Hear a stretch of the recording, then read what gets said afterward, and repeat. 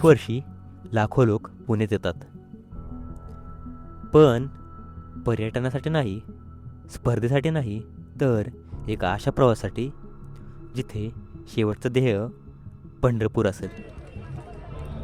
तरी प्रत्येक पाऊल म्हणजे साधना असते. आज आपण पुण्यापासून जेजुरीपर्यंतचा हा प्रवास अनुभवणार आहोत, फक्त कॅमेऱ्यातून नाही तर वारकऱ्यांच्या नजरेतून. प्रत्येक गोष्टी सोय असते माहिती, म्हणजे पार तुमचं ते दाढी करण्यापासून सगळं माहिती. आता आमचं जे काका आहेत ना, आमच्यावर येता येत ना, त्यांची दाढी केली जाते. या बघू 2 दिवसासाठी पुणे शहर बदलून जातं. एकंदरीत अनुभव जर सांगायचा झाला ना तर खूप भारी वाटते माहिती का. आणि आता सोबत काका आहेत, सो अजून जरा स्पीड वाढली झाली. म्हणजे काही आम्ही 1.5 तास आधी सगळं चालू केलं आणि आता हडपसरपर्यंत आम्ही पुढं बसतो.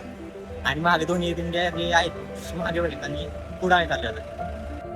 जिथे रोज वाहनांचा हॉर्न ऐकू येतो, तिथे आज टाळ, मृदुंग आणि हरिनामाचा गजर ऐकू येतो. आज खऱ्या अर्थाने वारीला आल्यासारखं वाटते, कारण की आम्ही निघालो आता सासवडीकडे आणि बाकी काका आहेत आपल्यावर, त्यांच्याशी जराशी संवाद जास्त चाललाय.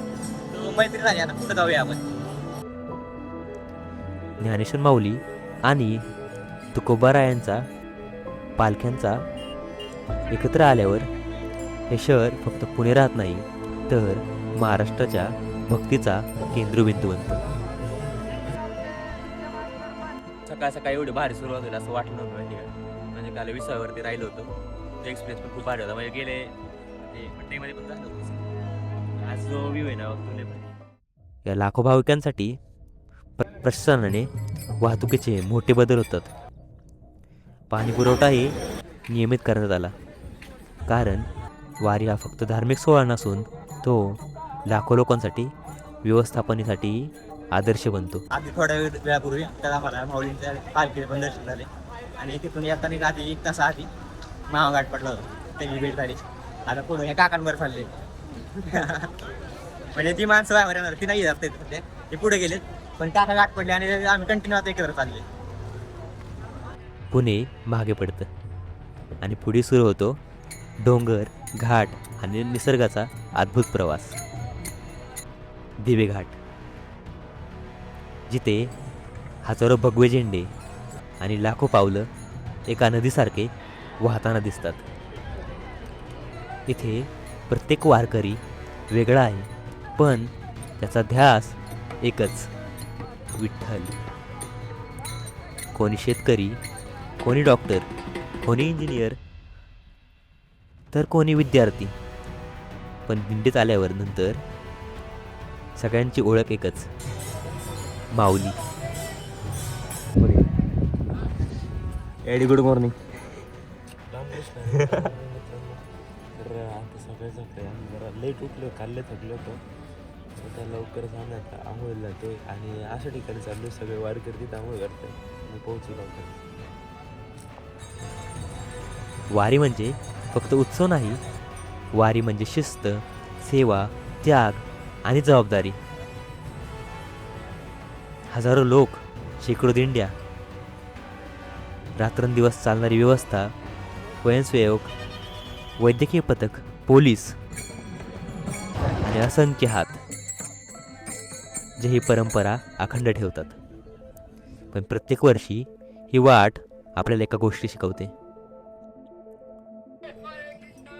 श्रद्धेसोबत सुरक्षितताही तितकीच महत्त्वाची आहे. याच प्रवासात यावर्षी सासवड ते जेजुरी मार्गावर एक अत्यंत दुर्दैवी घटना घडली. काय आता काय ते काल बेकार झालं. काल काय झालं? हा ते हा ना, अडीच पाहिली काय त्याला ब्रेक लागला नाही, काय माहिती हा हा काय जायला गोंधळ असेल. 3 महिला वारकऱ्यांनी या पवित्र यात्रेत प्राण गमावले, तर अनेक जखमी झाले. ही घटना फक्त एक बातमी नाही, तर प्रत्येक वारकऱ्याला आणि प्रत्येक व्यवस्थापकाला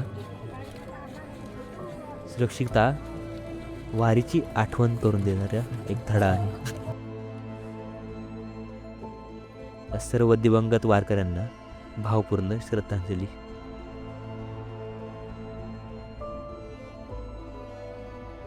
आणि अखेर क्षितिजावर दिसू लागतं सोन्याची जेजुरी, खंडेरायाची नगरी.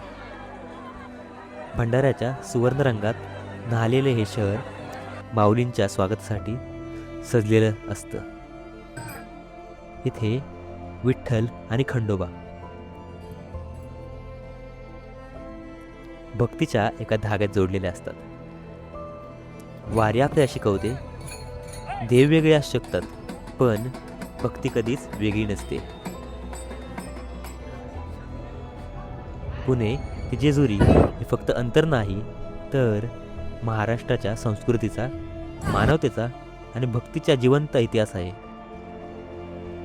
आणि भक्तीचा जिवंत इतिहास आहे.